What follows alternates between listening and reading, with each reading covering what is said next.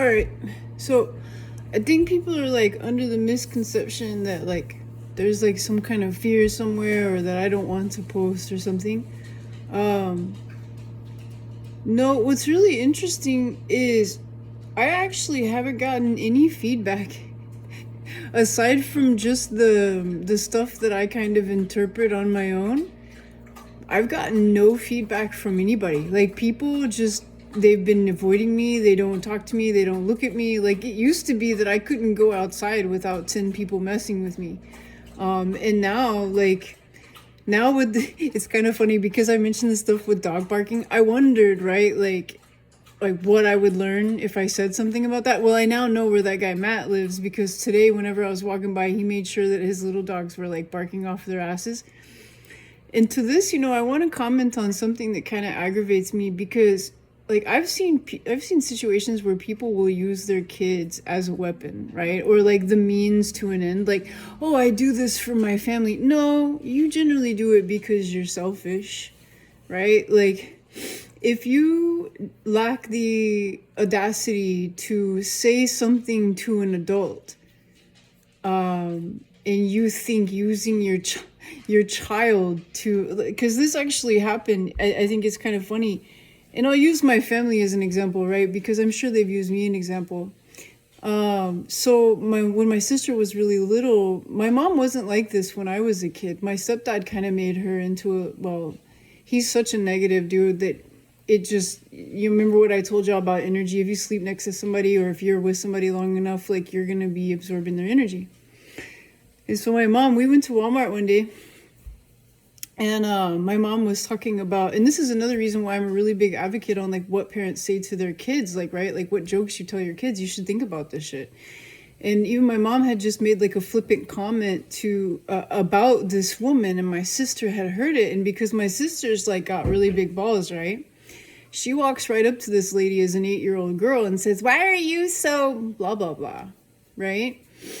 And I remember watching this and I remember thinking like how fucked, I mean, I'm not that much older than my sister. If she was 8, I was like 16. So, I mean, I was a young adult. But I say to myself, like, how is this like even remotely okay that, an 8-year-old feels like she can go up to an adult? Because my mom never taught me you did not disrespect adults. And so I'm sitting here watching my sister do it and my mom was kind of coaxing it. And I've seen, like, as I've grown through life, I've seen where other people will do the same thing. They use their children as a weapon. And so this is actually the reason that I even advocate for people to train their dogs. It's not because I just think that people are lazy. I mean, that is also included. But the other thing is that really, truly, if you're using a little dog to emotionally validate your dickheadishness, or if you're using a child to emotionally validate your dickheadishness, like this is when I go back to the whole thing about you're a coward. You might be a brave person, but you're a brave fucking coward. And that I think is sick. And the reason, that I kind of wanted to like branch into this is because this goes back into something else that I saw. Like, when people sit here and we put these generalizations on either races or sexes or sexuality or whatever it is, like we put these generalizations and, I don't think people are terrified enough. Okay, look, like just stay with me. During COVID, there's a phenomena, I can't remember the name of it right now. It'll come to me later. I'll write it in the caption thingy. There's a phenomena that happens whenever there's a natural disaster, and for about 2 weeks, populations will set aside their differences, their challenges, their anger. They'll set aside everything, right?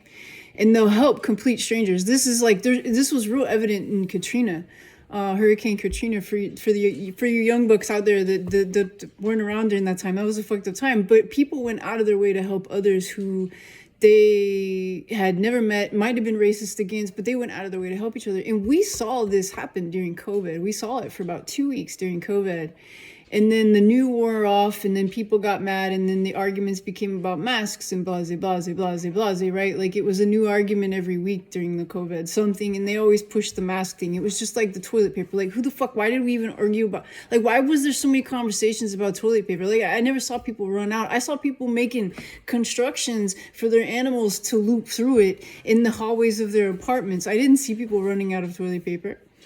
So where I'm going with it is, it's, what happened, I saw where my father lives, is he started to tell me, when they started calling it the China virus in the South, what happened from the way that my father said, it happened really, really fast. Within a couple of weeks, it turned into where the people who were Asian in southern Louisiana, they couldn't go to their businesses, they couldn't work, they couldn't, you know what I mean? And so when I tell y'all that whatever our issue is right now, it needs to be solved, the reason that I say this is because it took not that long for a whole entire southern part of a state to go against one race because it was called the China virus, which kind of ridiculous too, right? Because I don't know how many different conspiracy theories came out about that, but that was the one that the media wanted to like throw out there for people to latch onto, so that way we can again find a reason to go against Asian people who literally don't seem to do anything wrong. Our Asian American fucking people, they don't seem to do anything wrong. Like, I never see those people being disrespectful, but yet they are targeted.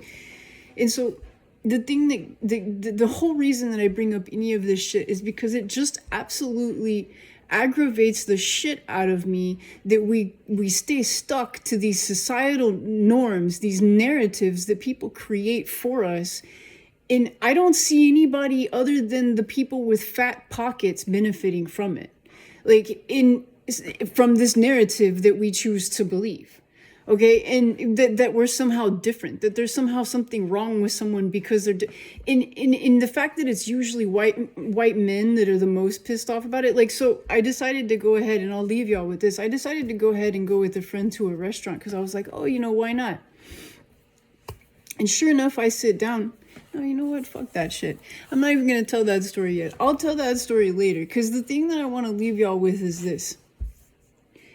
When it comes down to it, on an innate level, if during a catastrophe we are able to separate our indifferences from the problem and help people regardless of what they look like, what they believe, who they have sex with, whatever, right? If we're able to do that during a catastrophe for a short amount of time, it means that on a very real, deep internal level, this is something we're capable of whenever we perceive a catastrophe. And I think that this is, if anybody wants to look up what I'm talking about, I can't remember the term. I looked it up the other day. I told you I'd come more prepared, but I figure I need to fly off the handle because apparently my internet's just not going to work. And, well, correctly. And neither is my phone. So until I get that done, I'm just going to keep flying off the hip because it seems like it's pissing off some people. And since they spent the last 22 years of my life fucking with me, I figure that I'm going to go ahead and figure out a way to return the favor. Whoever just let that shit happen. Because all of these people, they saw what was going on. It's not like, and I was reporting the shit. And so it's not like this is brand new information. But it just kills me that because now I want to go out and tell people what I see and what I saw and what I experienced. Somehow this makes me like, I mean, I don't even know because nobody's saying shit. Like literally when I told y'all I'm hearing crickets, I literally hear crickets. Nobody is saying shit to me. Nothing. Like I'm not even getting like the only positive comments and stuff I get is from the few people that I know. Like, and that's it. Like it's fucking unreal. Crickets. So anyway, I'm still having fun because I have a feeling that whatever I'm saying is somehow getting out there to people, and it's getting to people that I think need to hear it, you know, because we're capable of turning this around. We really are. I mean, we really are. I hope y'all have a good one. I'll probably be back later. I'm sure that something will happen. And then I'll get to turn it into a story so that way y'all can enjoy some more craziness that I have to offer. But keep the good vibes coming, y'all. And like these people, the dancing, my God, man. look, I'm trying to tell y'all, y'all got some fucking talent, man. Like, I mean, I feel like I'm pretty good with the thinking. Like, I might have like some expertise in thinking, but man, some of y'all out there, this the art, the dancing, the music, like, whoo, like I'm just like, man, y'all guys, you got some fucking talent. Keep it coming. Like, you have no idea. Like, this is so like, it's inspiring truly, because I just keep in mind, like, literally these fuckheads kept me in a bubble for as long as they could, and they put as much pressure as they could for as long as they could, and now that I don't give a fuck that they're still applying pressure, I'm actually finding ways to enjoy the stuff y'all are sending. So, you know, it's inspiring, and I appreciate it. It's giving me a whole new outlook on positivity. Stay safe.